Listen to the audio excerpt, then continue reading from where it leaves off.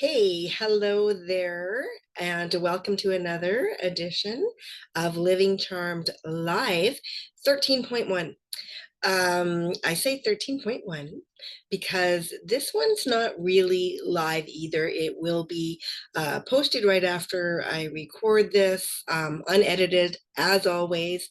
Number one, because life and relationships are unedited, so are these shows. And number two, even if I wanted to edit it, I couldn't because that is not my craft. I am a life and relationship reset coach. I help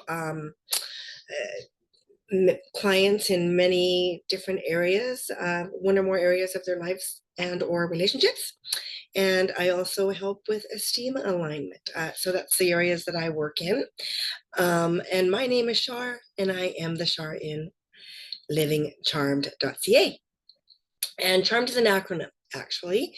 It is the first part of my full name, which is Shar, and then Charlene, and then it's Shar, and then it's merged with the first letter of my middle name, which is Marie, and that formed the word charm, and then the ed is charmed because it already is. So charmed is a way of being, and it is the foundation of my practice, really. Each letter in the word charmed stands for a pillar and our theme of kind of how this all comes together, right? And it stands for comfortably confident, harmonious, activated, relationship rich, manifested, ever evolving, and destiny by design. So that's just kind of a little bit about me. For those of you that are new to to Living Charmed Life, and if you are new, I hope you go back and look at some of the previous videos. Today's show also is a little bit different in that um, I'm going to talk about something that I keep promising to talk about and haven't got around to, but I thought this would be a really good opportunity to touch in on that. My co-host Val will be back. She's just been very busy at work and losing her mind at work, going crazy, but she will be back. She said to say hi to everybody, and she misses everybody. So yeah, so today I want to talk about the differences between coaching and therapy, and alike, like psychologists and stuff like that, right? And choosing the right professional human to work with. And I'm probably going to touch on high ticket coaching. If you don't know what that is, I'll explain that a little bit later, and affordability and all that stuff. So in both cases, with coaches and therapy, we are in the business, or we should be in the business of you. You are our agenda. When I am working with somebody, you're 100% my agenda. It's all about you. It feels like a friendship, but it's a very one-sided relationship. You're gonna feel you should feel very comfortable with your coach and therapist. I believe too, you should feel comfortable with them. You should be able to relate to them, and there should be a connection there, right, when you've chosen the right one. So first of all, I'm going to talk about what therapists are, and I'm just going to touch on some of the more, it's generalized, but the main things, right? So therapists deal with deep rooted problems, usually from the past, right? They kind of delve into the past and stay there as long as they need to stay there to work it out. People usually go to them to see um, kind of what's wrong with them. They know that something's just not quite right, and they want to get to the bottom of it because it's really causing a lot of havoc and turmoil in their lives, right? So they may be suffering with, certain things that they just can't figure out on their own, and it's really, or sometimes their friends and family will intervene and say, I think you need to go see a therapist or psychologist and stuff like that, right? So and therapists and alike, they can diagnose mental illness. And depending on the diagnosis and or what you go to them for, you can spend anywhere from weeks to months to years to a lifetime with them. So it can be a very ongoing thing. It can be a lifelong relationship. They can prescribe medication, and often a therapist or psychologist is hired by an organization within the medical field, um, often covered by insurance and stuff like that. Um, they have up to 2 to 7+ years of education in the education system, masters, PhDs, it's all levels. When you go to therapists, counselors, social workers, psychologists, psychiatrists, stuff like that, there's all different kinds of that kind of in that field, right? Um, they're often restricted to their textbook teaching from their education, right? They follow a guideline that they usually follow by their textbook and or maybe their employer if they are employed, right?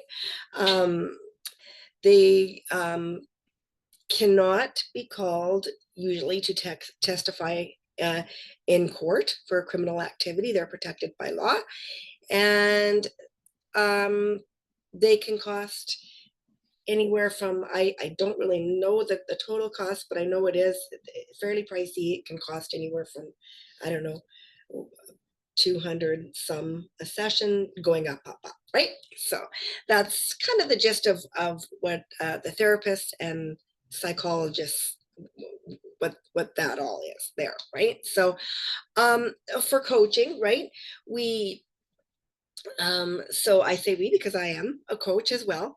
And so we touch on the past for information purposes, right? And we use it, if applicable, to help move you forward for whatever reason you come to us for, right? So coaches, so we um, the a quick way to say it when I'm talking to somebody is what I'll usually say is therapists kind of work in the past and will kind of ruminate and stay there. Coaches take the past and move you forward if we need to. If we need to use something from the past that's stopping you, we'll use that to help you understand it and move you forward. So coaches are a forward motion. Usually people come to us to get through over an obstacle, like if they're going through a breakup or a divorce, or if they're grieving, or if they can't reach certain goals, right? Like weight loss, or getting along in their relationships better, getting trying to figure out what their calling is. There are so many different kinds of coaches because usually what a coach does is chooses a niche, right? We're taught to choose a niche. That's right off the bat. That's one of the first things you learn in coaching. One of the first things I really struggled with in coaching, because there's just so many things that I can relate to, and I want to help every area that I could relate to that I've had success in overcoming, or even still working through, right? So uh, that's why you'll hear a lot about niches with coaches. That's what we're taught. That's one of the first things we're taught. And so we narrow it down to something that we can relate to and who we can work with, right?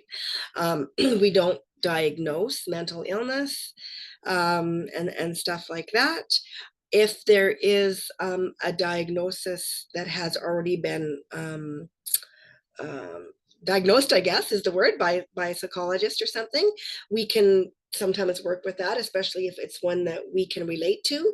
If we either know a close person with it, or we have it ourselves or something like that, and we manage it our way, and we can help people manage it and move them forward through it. It's for coaches come to our clients come to us when they're ready to move forward and they want to make a change, and it's time to take what you've got, especially if you've worked with a therapist and you want to move forward and you've had enough.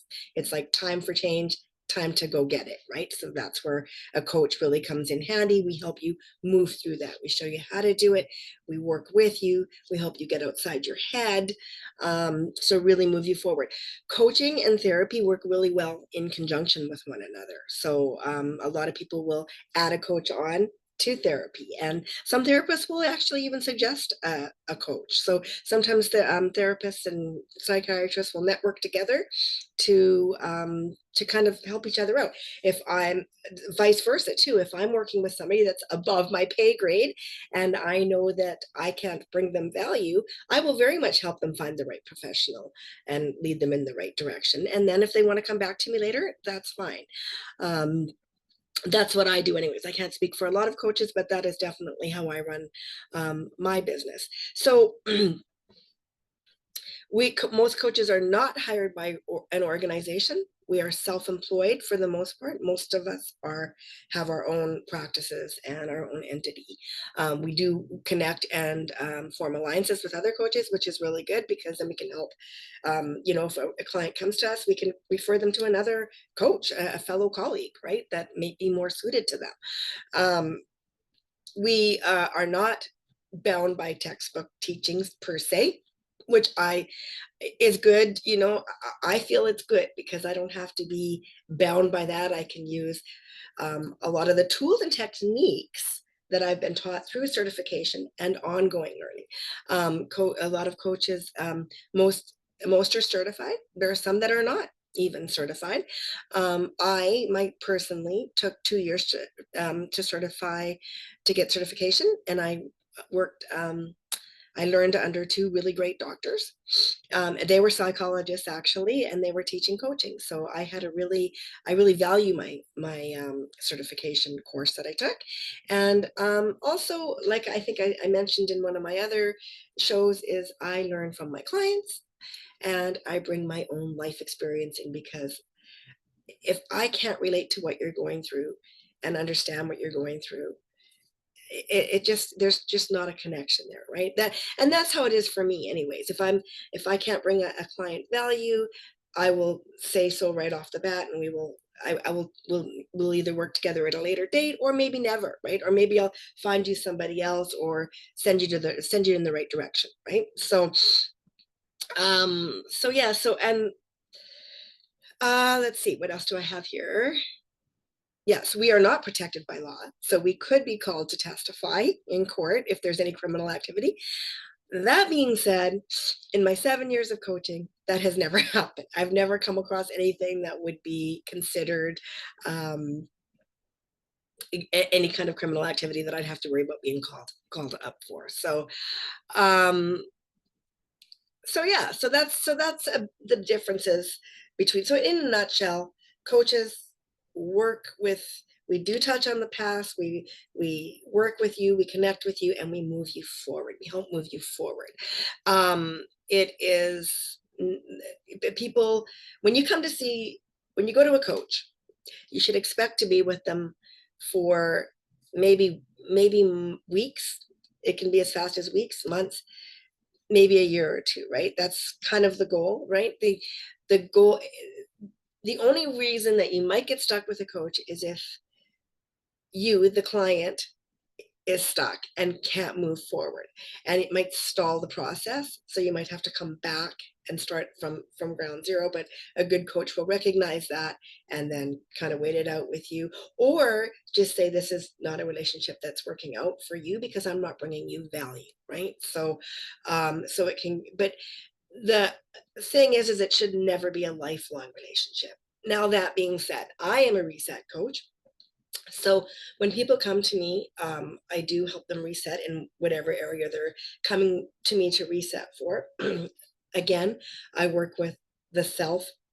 Like if they come to me with a relationship of some sort, that, let's say they're having strife in a few of their relationships and they're just not getting along with people, they feel misunderstood, or it's one relationship that it's really just not going well, or they're struggling in they don't know what they want to do with their lives and stuff like that, I'm always going to start with the relationship they have with their self, right? So yeah, so because of that, they I help them reset to where they want to be. Now, reset means set up to the place that they're meant to be, and to have the life and or relationships that they desire and are meant to have, right? So set them up better, right? Reset to better always. So get that solid foundation happening. Now, this is the reason I bring that up, is because I say this is not a lifelong relationship. So for me, I do have mini resets that my clients can come back, and if they're struggling in an area, to just kind of help them reset. So help them get outside their own head again, help them kind of balance back to that foundation that they're supposed to be in, and and that's how that works, right? But other than that, the goal is to give you your wings. You leave the nest, right, and you go, right. It's a transformational thing. So you're it's not one where you're going to stay here all the time, right? You don't want to come back to it all the time, because if that's the case and you're not moving forward and you are stuck status quo, then that would be more of a therapy, where you go into therapy and stuff like that. So um, now I want to talk about the coaching industry a little bit. There's a thing called the high ticket coaching industry. Now, when I'm going to try not to get too passionate here, because it's something that has been a thorn in my side for quite a while. My eyes have been open to it a lot since I entered into the coaching industry, and it's something that, to be honest, I'm just going to say, just kind of quite frankly drives me nutty. Um, so it's given coaches a bad rap. There's some really hardworking coaches with a heart to help out there that don't charge uh, for your firstborn baby, right? An arm and a leg, right? Coaching has this um, feeling to it that most people feel like they can't afford a coach, and there's a good reason for that, and that is because of this high ticket industry. So sometimes what they're teaching coaches is to how to put together high ticket programs, and high ticket means high ticket, high paying client is what that means. And I mean high paying. Um, so they put together a program a lot of times too, one size fits all. They are master marketers. They make you think that this is something you need and want badly, and then you get it.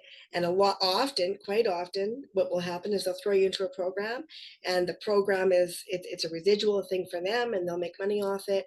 And a lot of times, there's a couple of superstar coaches at the lead of it, or at the head of it, and they're so far out of touch that you might get lucky enough to speak to one of them. That's how some of them are run. Not all of them.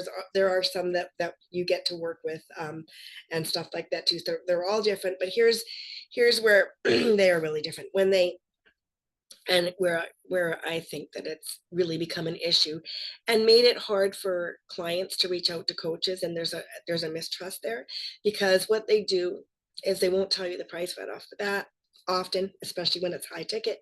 That's going to be your first clue, right? When they're just not upfront and forthcoming with their pricing. I am. It's on my website, not to make myself look better, because I'm not.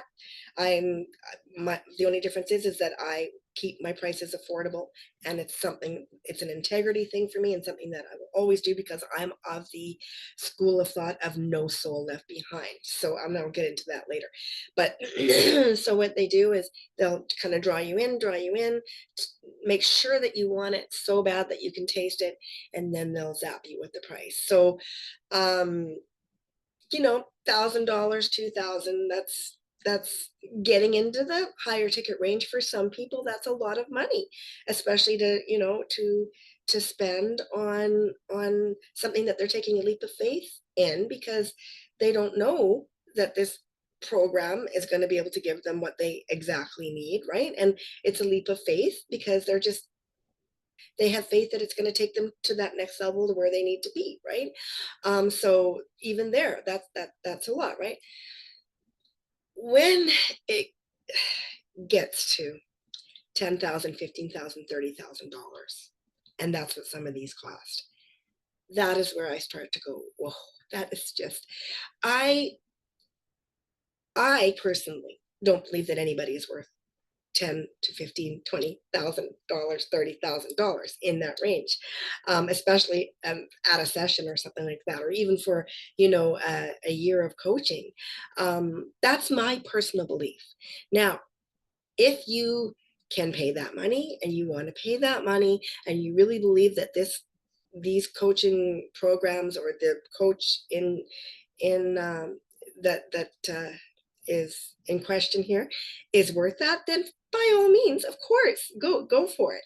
And you know what, by the way, some of those people, I admire them. I like them. I think they're great.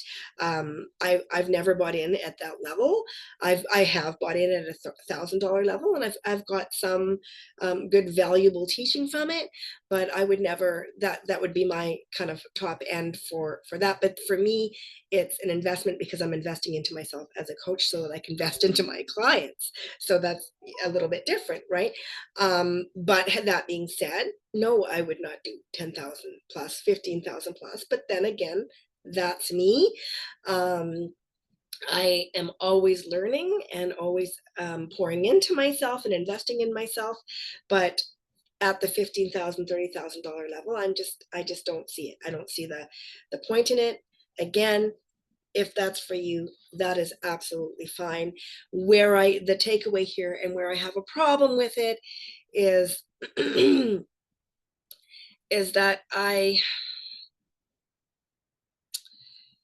it it sends a message to clients that they can't afford coaching, because a lot of those are the coaching programs, and those are the ones that get the attention because they can afford to put the money into marketing and advertising. So those are the ones that are at the forefront. So the average person that's looking for help, and let's say somebody's going through a breakup and they're just crawling out of their skin in pain because they're just not understanding the emotions that are coming their way, and they really want a coach to help them through that. And then they go out there and they start looking, and they find the ones that are maybe the higher ticket. They fall into a couple of higher ticket programs.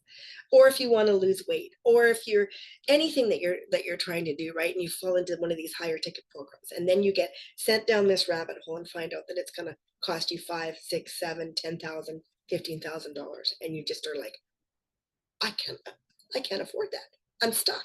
Now I'm so that's where I have the issue with the high ticket coaching. And I want to tell you that there are coaches out there that do have a heart to help. I am one, and I know others. And not everybody is unaffordable and unattainable. And there are high ticket coaches that have low ticket pricing. So I can tell you that I can speak for myself saying that I am one of them. My prices, I keep them as affordable as I can. And here's another thing. You're not going to get bombarded with marketing emails from me. Once you sign up with me, it's going to be a person. It's a relationship, right? It's a coach client relationship. It's one that I respect, and I will always respect you. I'm not going to bombard you with a bunch of emails and stuff. I may personally send you an offer, but it's not going to be an email with your name tag on the top of that that's going out to like hundreds of other people. That's not who I am. I'm a regular coach, a real person helping real people. There's a lot of coaches, real people helping real people out there. They are out there. They do exist. Um, so yeah. So I just wanted to give you that make that point that there are people out there, coaches that are affordable and that can help you. Just do your due diligence and look for the right one. Also, too, when you're choosing a coach, even a therapist, anything, all those things, just like a hairdresser, a mechanic, you want to choose the right person. You want to choose the right human. So you're not going to get, I mean, you're not going to connect with every person that you meet. So it's the same when you choose a professional, right? You when you're choosing something like a coach or a psychologist or a therapist, you want to make sure that you can relate to that person, that you feel understood by that person, that they have the kind of passion that you're looking for. Um, just basically that there's a connection there, and that you can trust them, because there's going to be a lot of things that are talked about. You want to be able to say what, open up to them and trust them. And there is a level of confidentiality when you're working with a professional, of course, so you are able to open up with them. the reason for opening up is to get the information so that we can help you, right, and listen to you, and there's an intuitiveness that goes with many coaches, right, that we can kind of see where the little tweaks need to be made and help you see it, right, so that you can move forward with it. So you want to pick the right person as well. um, just because therapists and psychologists and that have ultra, like, all kinds of education and PhDs and masters behind their names, doesn't mean that they might be the right person for you. There's also, some of them are just in it for the money. You can tell the difference when you go talk to somebody. I've had One of the reasons I became a coach is because of some of the horror stories I heard of people that went to these therapists really looking for some help and feeling unheard. So knowing that feeling that professional is just there to collect a paycheck and do their time, right? That's not the kind of person you want to choose when you really want some results, because you're investing time and money into them. And time is much more valuable than money in so many ways, right? So you want to make sure that you choose the right person. If you meet that person and it's just not there for you, move on and find one. Don't waste time there. Don't go 6 or 7 sessions complaining about your therapist or even your coach or whatever. Cut it right where it is. And again, I will always say this, and I really hope that others do offer this, but always, if they won't offer you a free consultation first, then I'm not so sure that I would work with them. You want to make sure that you can talk to them first, because before you invest your time and money into that working relationship, you want to make sure that they'll at least give you 10 or 15 minutes of their time, right? So, you know what? I think that's it for today.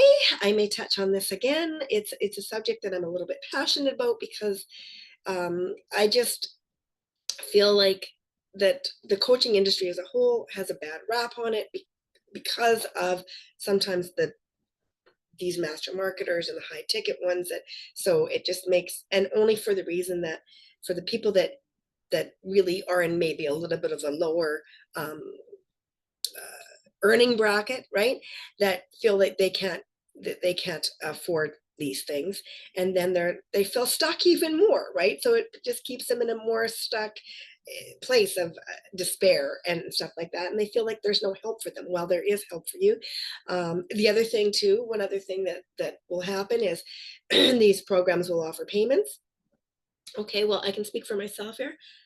I too, if somebody can't afford me, again, I'm of the school of thought, no soul left behind. So if somebody can't afford me and they have to break it down into payments, and usually that doesn't happen because my prices are fairly low, but even if that does happen and they have to break it down into payments, I don't penalize for that. Many, and I see it all the time, coaches and stuff like that, they'll penalize because you have to put it into payments. So it costs you, end up costing you more because you simply can't afford it. And to me, I think that's ludicrous. I just don't understand that, especially with coaches, because again, they are self-employed. So there's no reason for that. To me, there's just no reason for that. So that's another thing, right? If it's broken down to payment, it's going to be equal payments that is equal to what you have agreed to pay for, right? So just another one of my pet peeves. You can tell I'm holding back some of my emotions here, because I do get very emotional when it comes to stuff like that. Anyways, okay, so I will end it there. Have a great day. The next Living Charmed Live will be tomorrow, St. Patrick's Day. It's a For Relationship Friday, so I look forward to seeing you all there. And that's it. Have a great day, and bye for now.